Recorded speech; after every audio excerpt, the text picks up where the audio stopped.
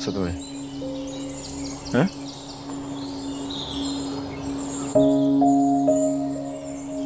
আমি জানি তুমি আমার উপর, লতা, আমি জানি আমার উপর তুমি রাগ করে আছো, অভিমান করে আছো। আমি আমি কথা বলেছি বাবা মার সাথে, তো সব ঠিক হয়ে যাবে। তাদেরকে আমি,